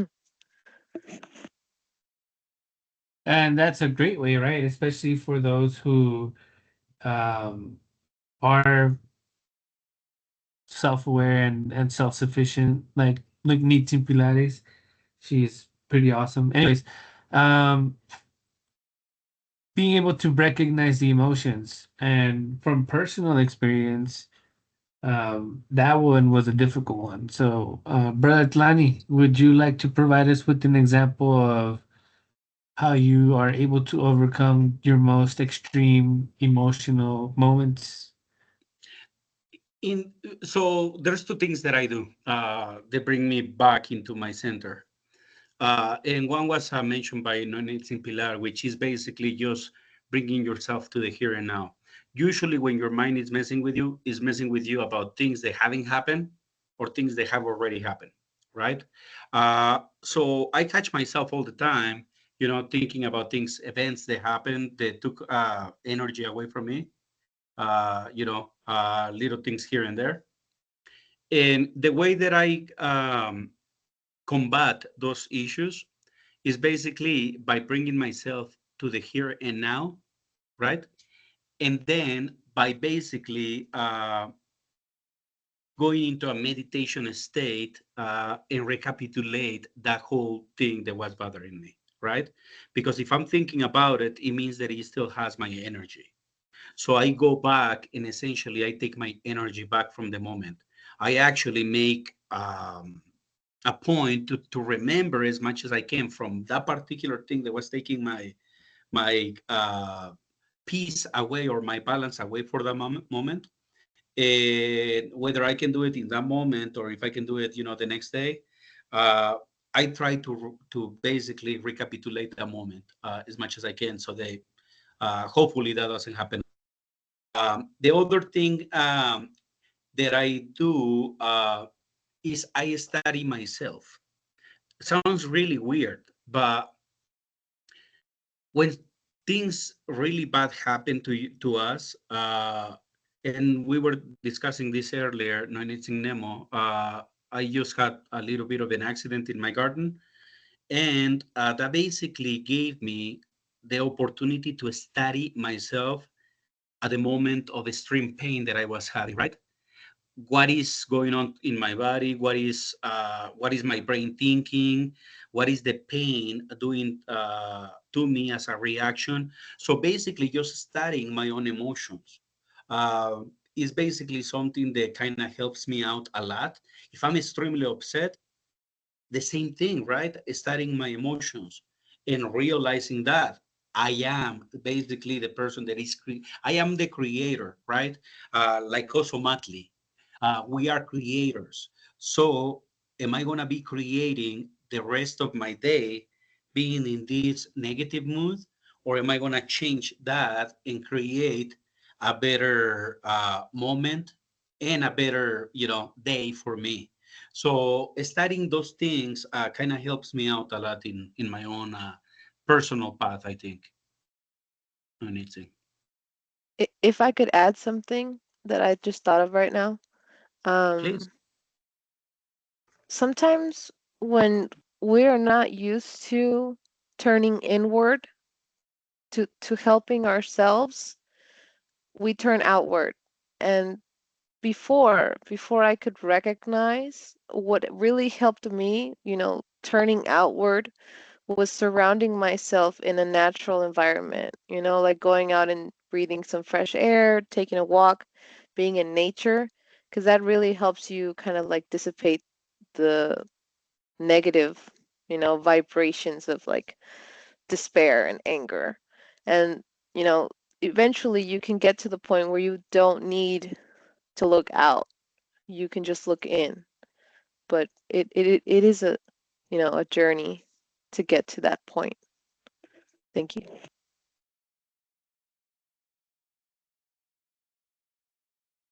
Thank you both for sharing. Most definitely a difficult journey for some of us, right? I'm still trying to figure out a way to dissipate my highly emotional moments. And I'm talking about like the extreme moments where I completely just lose who the hell I am, and I'm just so enveloped into the emotion that uh, that's like all my energy is going towards that, right? And so um, there are moments where I've caught myself stopping myself from reaching that point. So if that's a good starting point, a good segue, then yes, excellent. We'll use that as an example. Uh, some of the things that I've incorporated is not just by myself, but through the assistance of others, right? I've asked TechBot to, tell me that being overly emotional or I'm being overly sensitive and I need to, recap. And in those moments, she has said that statement. And for whatever reason, um, it, it like triggers something inside of me to like react even more, right? But instead, I choose to remember why I asked her to make that statement to begin with. And so that statement is made so that I can remember to calm the fuck down. There's no excuse to not being in control of your emotion, um, other than extreme situations. And so, yeah, do your best to practice Nemo, the calming the fuck down and not letting it get to a point where you just can't control it no more, right? So I guess that would be a good way for some people is just prevent it from getting to that point, um, recognize the initial moments in which you are trying to just feel. And it's okay to feel, the emotion is valid. What is not valid is the reaction that comes afterward because that's not excusable. And so, yes, and you taught me that. I was just about to say that. Thank bye to everybody. I think she's done with her work, enjoying some pudding. And so it's it's easier said than done. I'm gonna admit that, and I'm gonna say that out loud. It's easier said than done. Why? Because I've lived in that emotion, and I've been driven by that emotion. My whole entire motivation was driven by that emotion. And now that I've disassociated from it, I disassociated from a lot of those things that drove me, right? And so now I need to kind of figure out a way to exist as I am and reincorporate those things that went away because I decided to exist in my own skin. So um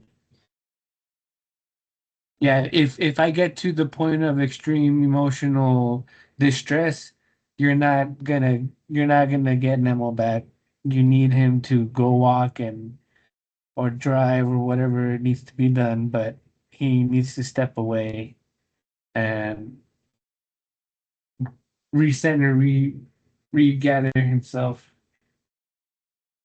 It's sad, but that's the reality. I'm making progress, small steps, right, towards trying to not. If I ever get to that point again, I will do my best to remember the conversation that we're having here and now and some of the things, right?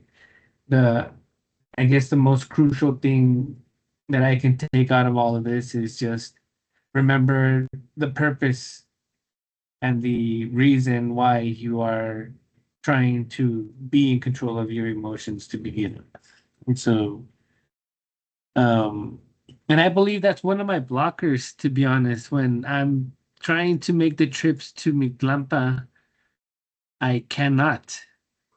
The trips only come when I'm sleeping and I'm at the point of waking up. That's when I can remember some of those dreams. And so, but they're not dreams that I can control. Anyways, I'm just venting, I guess.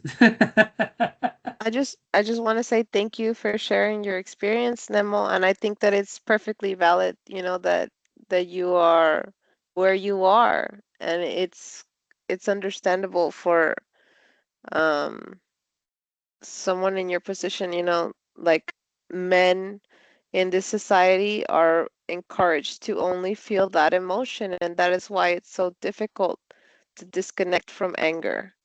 But you're doing it. You're here now. You're listening and you're willing to change, and that's all that you need. You just need the will to change. That's true. Thank you. Ozomahtli natin. Yeah, lots of Kamati noticing Nemo for sharing so much. Um, so when it comes to this particular tonal, we get to see how important Ozomahtli is, and I think it's a little bit more important uh, to people living in this side of the border, living in this culture. Uh, they kind of squashes that out. They kind of makes us live in a more isolated, independent way. Then people still live in the south or in some communities where they truly have that community, right? And I think that's the reason why we have to put a lot of energy into trying to gain that creativity back and being able to take all of this back. Nonitsing at Obsidian Tongue, I mean, she works with a lot of these the things that we're discussing today. Do basically touch on a lot of the stuff that she already does. So I'm interested to see if anybody has any questions regarding this particular tonal.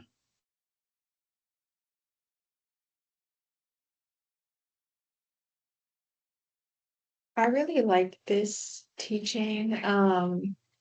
It reminds me a lot of what I'm doing right now, which is practicing more music because I tend to be more musically inclined.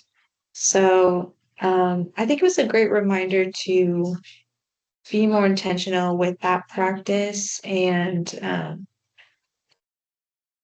yeah, the energy behind it and the purpose of it. I appreciate saying that, like, spirituality is also meant to be fun too. So I think that was a really good reminder. Thank you. Thank you. So, one thing that I wanted to touch base on is, a lot of people think that make the mistake in believing that happiness is something that happens to us. They don't take into consideration, just like anything else in life, whatever is worth having is worth working towards and for.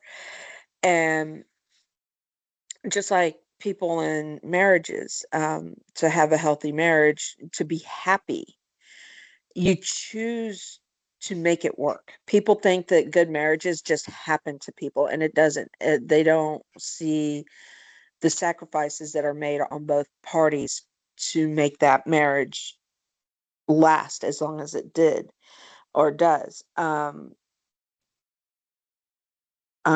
Without divulging anyone, um, I know a couple that was together since they were be- God, before they were even teenagers. They were just together their whole life. Um, the husband did step out of the marriage, and yet they chose to make it work. They somehow made it work. I'm sure there was animosity. I'm sure there was hurt feelings, but they chose not to walk away from it. They chose to stay in it. They chose to work at it. It's a choice. They were married until the day the husband died, and then she followed suit a few years later. Um, you don't see that anymore. And it's just like happiness. People think that, like marriage, happiness is just something that happens to us. People don't understand that it takes work, a conscious effort to be in that state. And we're not supposed to be in this euphoric state of happiness and bliss all the time. What we're looking for, what we're trying to strive for, is a level of content in our lives that we are happy and content with who we are, with what we do, with what we've accomplished, with what we've done for one another. And there's a balance, and that's where we want to try to stay. That's where our baseline should be, is at that balance. It should never be up too high or too low. And I think it's science has proven that it's like maybe the first 8 seconds or something like that is the first 8 seconds of whatever emotional state you're in is your true state. That is a true emotional state. Anything more than that, you're choosing to remain in that space, whether it be anger, sadness, happiness, you're choosing to remain in that space. And that is one thing that I have been trying to work on, is making a conscious effort of being in a more positive space for myself. The thing that I'm having, this is a hard lesson for me to sit in on tonight. It is, there are untold truths about myself that that I'm still facing, that is hard for me to admit to. Um, my flaws, my shortcomings, especially as a parent, and how I choose to interact with my son, because I am still learning that I have to be in control of my emotions, not let my emotions control the situation and dictate how the situation is being handled. And that's something that's really hard to work on, because it's easy to take the lazy way out and just let your emotions um, dictate the situation, when technically, logically, we're supposed to think with our head. And if you, like Memo said, you need to step away, step away. There's no shame in having to take that space, knowing that you're not going to say or do something that you can't take back, because once it's out in the universe, it's out there. It doesn't matter how many times you apologize, it's not going to take away the action or the words that were said. um Buddhist, this is weird. Buddhists believe in right thought leads to right speech leads to right action. And there's something to be said about that. because our words hold power, whether we want to admit it or not. Um, the things that we say to one another can build someone up or it can tear someone down. And it leads to action, because how you talk to someone is probably how in the long run, in the end, when it's all said and done with, is probably how you're going to treat them. Um, I watch people a lot, especially the people around me. When I go out with people, especially people that, are friends of a friend or acquaintances, and I'm just getting to know them, I sit and I watch. And I'm real quiet when I first meet someone, um, in real time, in real life, to watch their actions, to see how they interact with other people. And sometimes when you're quiet, people forget that you're there. So they become more complacent with how they act, and they resort to how they would naturally or normally act without you there. So the more still you are, the more quiet you are, you can observe more.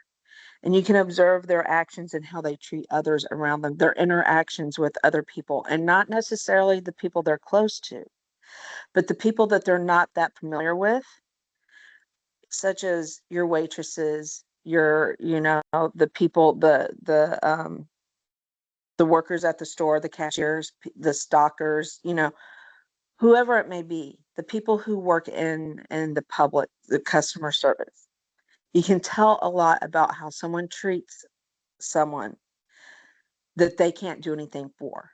You know, they say you can judge a person by how they treat the animal. And that's true. I've always looked at people and how they treat others who have, that don't necessarily serve a purpose to them, that they're not going to get a benefit. Yeah, you're going to be nice to someone because you're going to benefit something from them. So, of course, if you need or want something from them, you're going to be nicer to them. But how is someone going to treat someone that they can't get anything from? My son, God bless, real quick, my son, this is a perfect example that we have a local homeless man here, and he's schizophrenic, and he does illicit drugs. My son and his friends, being teenagers, like anyone else, could choose to torment this guy, tease this guy. Instead, they go and they conversate with this man just like they would anyone else. They treat him with dignity and respect. And like, you see people like that all the time on the streets, and people walk over and people abuse them, people talk down to them. And here my son is 16, not even 17 yet, not even quite a man yet. And he's more of a man than most adult males I know. All because of the content of his character, of how he treats this individual and how he treats others that can't do anything for him, that he can't benefit from. This man, he cannot benefit from him, but yet he chooses to do the right thing by this man by a treating him like a person with dignity.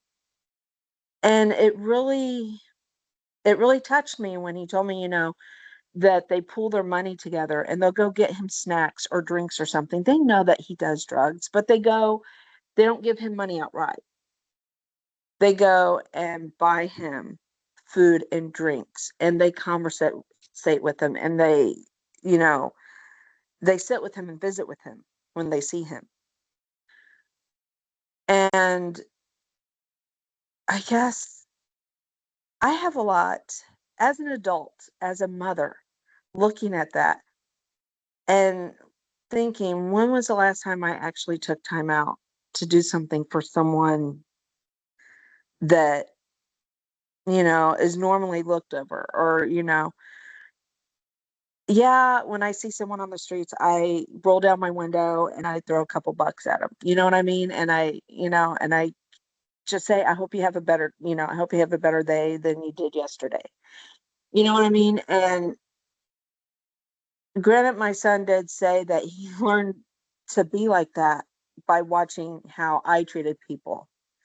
Because he asked me one day when he saw me give someone money. He goes, Mom, you do realize that this person's here every day. I said, yeah, I know. And he goes, but you still give them money. I was like, yeah, because it's the right thing to do. What they do with it is none of my business. Once it leaves my hand, it is no longer mine to be concerned about. How they choose to spend it, that's between them and whoever their creator is. I said, whichever God they choose to pray to, that is going to be on their conscience. That's going to have to be something that they have to answer to if they are taking from someone that they don't need to be.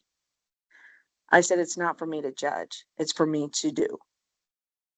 I said, you don't do something with the expecting something in return. So when he told me, when I look at him and I'm like, I still have a lot to learn. I still have a long way to go. And I see my son as an example. And for him to come back and say, well, basically, where do you think I learned it from? It made me feel like I did something right at least one time in my life to show him how to be a decent human being. And I mean, I couldn't be more proud of him just for, we shouldn't be like, oh, that's a huge accomplishment for doing the most basic, fundamental things that we should be doing anyway. I don't know. It just brought a lot. This lesson is really hard for me to sit in on because I still have a lot of work on myself to do, and I'm very conscious about that. I'm very self-aware of the work that I have left to do. That's all. Tlazocamati for sharing and noticing obsidian tongue. I think they, you're 100% right. This particular energy speaks to all of us. And I think that the older that we get, the more it does, right? The more that we realize, giving a gift to somebody that you don't know, even if, let's say that your kid was giving a compliment to this man, right? That gift, that compliment is that flowery energy, that present that this person might need, right?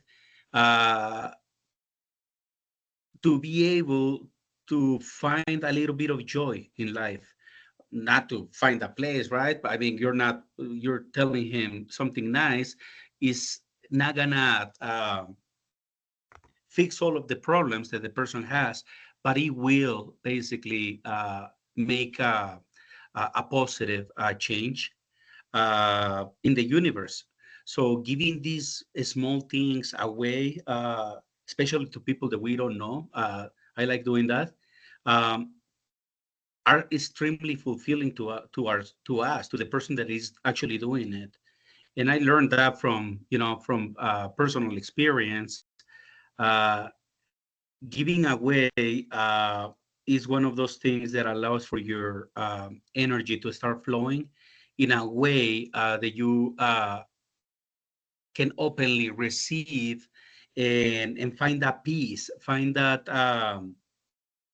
the balance that we're lacking by not being human, by not paying attention to the person that is in the park hanging out with dirty clothes. They might be extremely hungry. So yeah, at Lazo Comati for sharing. Anybody else wants to share or any questions?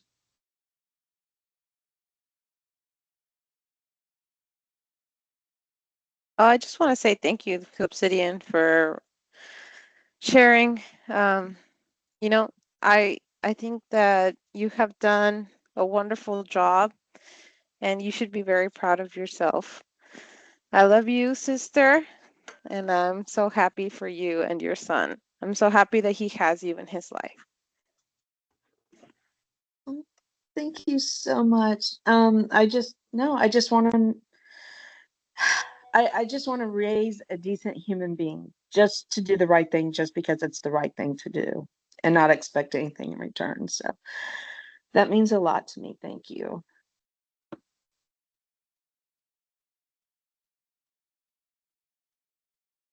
Anything, Nemo? Anything else you'd like to add? I mean, just thank you, Tasokamati. Well, Mia, thank you very much for sharing. Um, and from all these teachings, from all these anecdotes, that's why it's important to write them down, right? We get to learn some of these things, right? And so, um, I think for me, when I was told as a kid that I should pay attention to the stories so that I don't make this mistakes, I kind of took that to heart. And every time I hear some stories, um, I keep that information in the back of my mind. So in a way, I've navigated life a little bit somewhat prepared, uh, but you're never fully prepared, right? Because time when the time comes and shit hits the fan, yeah, shit gets everywhere. um, yeah. And I mean, we must take the time to appreciate who we are. Obviously, we do that, and by this exercise, we should already be to a point where we are comfortable with ourselves, right? We are uh, in that I'm flirting with this person and they started flirting back, and we're doing the back and forth type of thing, sending the little notes or whatever it is that you experience uh, that made you happy for the first time. uh, Being with somebody, right? You're gonna experience that with yourself, and so I wish that emotion upon all of you all. I hope you get to experience it. And if you already have, excellent. If you have not, just wait till you do. It's gonna be um, an experience for you. And so, I mean, that's all I get. I don't think I have anything else. I think that was the last slide as well. Yeah, it was the last slide. And so,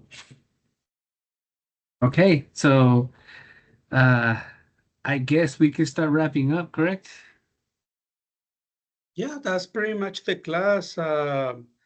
Tlasukamati, Nibista Sotla, Ikanochino Yolo, no Iniguan. Yeah, thanks everybody for showing up. Thank you for being here in the Ashkan Wanikan with us. I hope you guys have a wonderful night experiencing this energy of Isquintli. And tomorrow we'll actually experience the Ozomahtli energy. Good night, everybody. And remember, Squintly helps us in Mictlampa. Yes, don't forget that. That's crucial. And if they're pulling you and telling you to go or move away from something, listen. Listen to the little dog, man's best friend. All right, Timoitaske, Mostla, Timoitaske, Mictlampa, no anyone. Good night to everyone. Good night. Good night, everyone. Good night.